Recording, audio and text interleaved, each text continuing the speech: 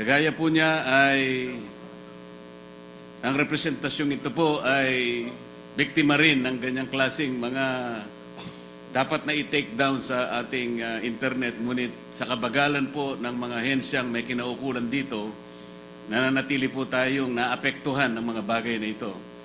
Ang binabanggit ko po ay yung ating tinake up kanina, Mr. President, na kung saan ay isa sa inyong panukalang batas ay ating na-discuss.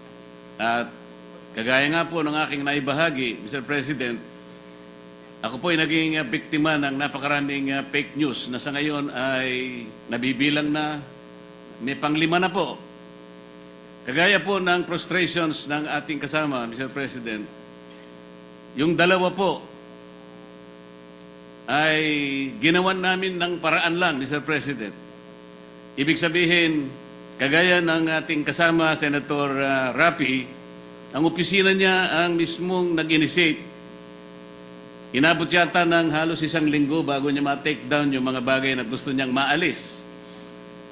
Kami po naman ay nagkapalad, Mr. President, na yung unang dalawa, dahil na rin po sa aming sariling pagsisikap, ay na-take down po namin yung unang dalawa.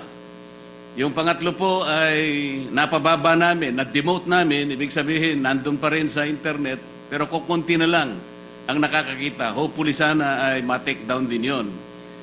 Meron pa pong dalawang natitira na yan po ang aming pagsisikapan na maalis sapagkat nagsisilbi pong pandaraya at panlilinlang sa ating mga kababayan. Gusto ko pong i-congratulate ang ating kasama sapagkat sa kanyang sariling initiative nagawa niya yon at alam ko ang kanyang frustrations, kagaya ko rin. Kung hindi pa pala kami ay gagawa, Mr. President, kung ito pala iiwanan namin sa mga ahensya na may kinauukulan, ay magtatagal pa pala, kagaya po ng na-experience ng ating kasama, Mr. President. Paano po kaya kung hindi natin gagawin?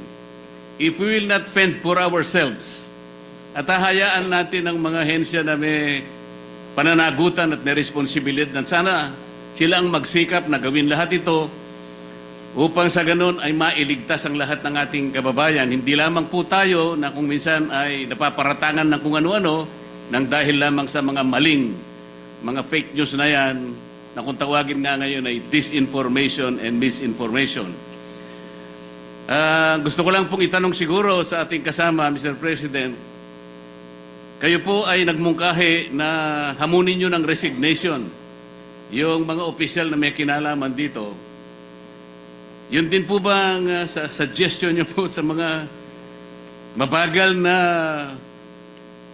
opisyalis ng mga hensya po na may kinalaman sa pag-take down ng mga fake news, Mr. Senator?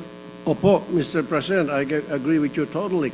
Pero sa kaso ko po kasi, dekada na yung isang produkto, 12 years na hindi pa mapa-take down sa mga online platform ng FDA, yung iba ilang taon, yung iba ilang buwan na, hindi po ma-take down ng FDA.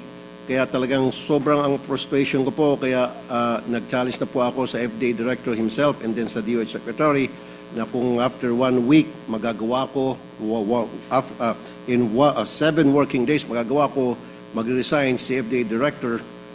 Pumayag naman si Secretary Herbosa, DOH Secretary, na kung saan sa ilalim po, napapalim po ang FDA. Pero yes, I agree with you. Sana yung mga kawani ng gobyerno na hindi ginagawa yung kanilang trabaho, dapat po talaga mag-resign. Bakit pa ho sila manungkulan sa gobyerno kung hindi nila kayang gampanan yung responsibilities na kanila po ang naka-attach sa kanila, kaya sila po nandun sa kanilang position po.